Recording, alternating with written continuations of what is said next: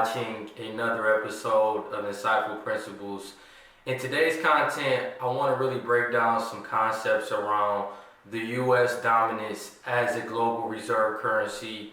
I talked here before on just breaking down what the U.S. dollar is with the fiat standard. I've also have described how a strong dollar impacts a lot of international countries, as well as how the U.S. could potentially be in a sovereign debt crisis with the amount of debt that they have on their balance sheet, as well as other possible international countries defaulting on dollar-denominated debt. So I'm going to break all of these different concepts down throughout this episode, really go into the history a little bit with currencies, and also really just breaking down where we stand right now with our dollar and why it's so strong and why it has such a large market size within the global economy. If you all can do me a huge favor, if you could please like, subscribe, share this video. Don't forget to hit that notification bell below so you can be notified every week when I drop content.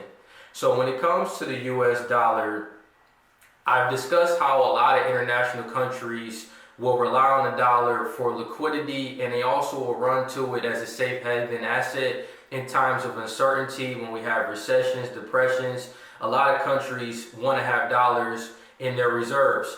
And the dollar has functioned as the world's dominant global reserve currency since 1920. Now, actually before 1920, the British pound was the world's most dominant reserve currency. It was widely used, and when we had the Bretton Woods Agreement in 1944, countries now could settle international balances in dollars. So essentially that means their debts were able to be paid back in dollars, and this was the system that the U.S., it gave them the ability to be able to facilitate international trade and also being able to settle financial transactions. Then in 1971, President Richard Nixon, he took the dollar off the gold standard, and this was really the result of the U.S. not being able to fulfill their gold obligations. It got to the point where they started to have much more deficits with their payments, so their debts became too big for them to be able to convert dollars to gold. At that time, before 1971, a lot of customers, people in the public were able to convert their dollars to gold, and gold was about $35 per ounce. So that was a nice deal that a lot of people had back then. But when the government noticed that they weren't able to satisfy those obligations, then they had to look out for their best interests, and they had to take the dollar off the gold standard. Now, in 1971, this is really what the beginning stages were for the dollar and how it became a debt-based system where credit and money creation became the foundation. So I wanted to do some research and really figure out, how much do other countries actually rely on the U.S. dollar for loans? And according to the International Monetary Fund, which is the IMF, they stated that central banks hold about 60% of their foreign exchange reserves in dollars, 50% of international trade is invoiced in dollars, and also half of all international loans and global debt securities are denominated in dollars. So that's huge. And the dollar has a tremendous market size amongst international countries. In fact, within foreign exchange markets where currencies are traded, dollars are involved in 90% of those transactions. And the dollar has been a dominant international currency since the 20th century. And the average currency span is typically about 94 years. And the British pound was the global reserve currency from 1815 to 1920. Right now, the dollar has been holding that spot for about 102 years. So will we see a changing of the guard? Could another powerhouse like China take over and become the next dominant international reserve currency? Did you know that you can invest into Bitcoin through a tax shelter account known as an IRA? ITrust Capital allows their clients to invest in crypto through an individual retirement account or an IRA.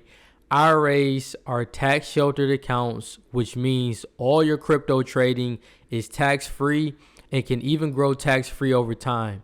Clients have access to 24/7 investing anytime, any place. The best part is that it's totally free to open an account and there's no hidden fees. You don't need to pay any monthly subscription or membership fees either. With a new mobile app that allows clients to trade whenever they want, ITrust Capital has really earned its place in the market, being voted best crypto investment platform in the US. As a special tip for my viewers and listeners, if you open and fund an account, you will get a $100 funding bonus added to your account.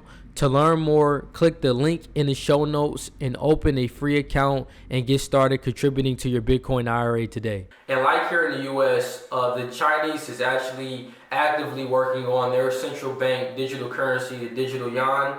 And they really are creating this so they can help be able to influence global finance and diversify from US dollar financing. And according to the BIS survey, which the BIS is the Business International Settlements, they stated that 90% of central banks are engaged in work related to the creation of digital currencies. And China is in the furthest of its development with the digital yuan. Now, as most of you know, my opinion on CBDCs is it's all about control, and it's essentially the central banks are wanting to be able to dictate your financial decisions. So the risk of a CBDC is the Federal Reserve essentially has the ability to cut your money on and off. So if you have an agenda that's going against the Federal Reserve, they can simply say, we're going to alter the way that you spend your money. You're not going to be able to go and spend your money today on going to this particular store because your agenda is against what we want to be able to implement within society. So I think that that's the challenge. It's really about surveillance and being able to control your money.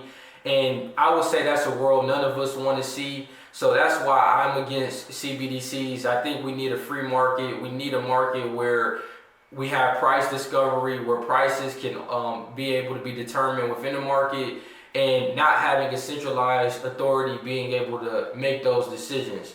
Now, many countries are looking more into being able to move away from the dollar as a global reserve currency because of the risk of financial sanctions, where the U.S. essentially can regulate 4 countries' behavior and not provide access to their financial system.